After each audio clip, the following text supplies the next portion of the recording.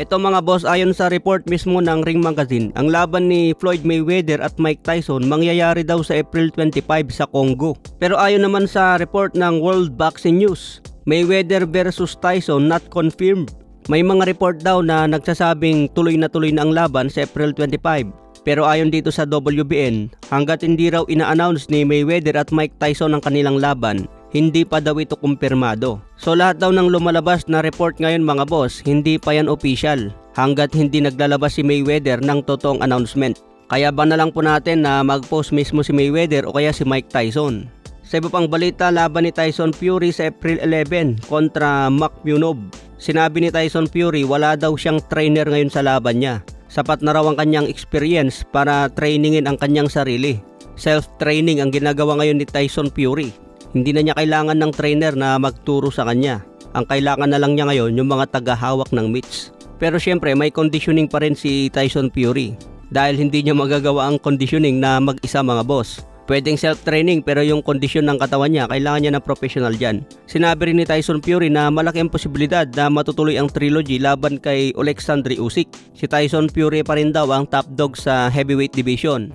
Kapag nilabanan si Tyson Fury, malaki ang bayad. Kaya kumpiyansa si Tyson Fury na may trilogy pa ang laban niya kay Alexander Usyk. Kaya abangan natin ang laban niya ngayong April 11 mga boss, pwede nang tumaya dyan. Sa iba pang balita, ayon kay Shakur Stevenson, tiwala na mangyayari ang laban niya kay Ryan Garcia. Ito raw ang plano ni Stevenson next fight. Talunin si Ryan Garcia, labanan si Devin Haney at si Conor Benn. Samantala Devin Haney, 3 boksingero naman ang tinatarget mga boss. Target din niya si Xander Zayas at si Keyshawn Davis. Baka magulat na lang tayo mga boss, kasado na pala ang laban ni Manny Pacquiao at Devin Haney. Kung sakaling mangyari ang laban na ito, kanino kayo pupusta mga boss? Kaya pa ba ni Manny Pacquiao na talunin ang isang Devin Haney?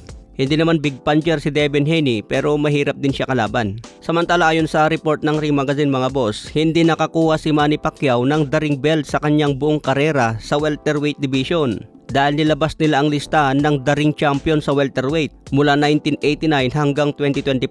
Hindi po natin makita dyan ang pangalan ni pambansang kamao Manny Pacquiao dahil hindi po niya nakuha ang the ring belt sa welterweight division. Si Floyd Mayweather nakuha niya ang the ring noong 2006 hanggang 2008. Nakuha niya ulit ito noong 2013 hanggang 2015. Si Terence Crawford naman 2023 hanggang 2024. Si Jaron Ennis noong 2025. Pero nawakan ni Manny Pacquiao ang the ring belt sa 3 division, sa featherweight, super featherweight at light welterweight. Okay mga boss, hanggang sa muli nating updates.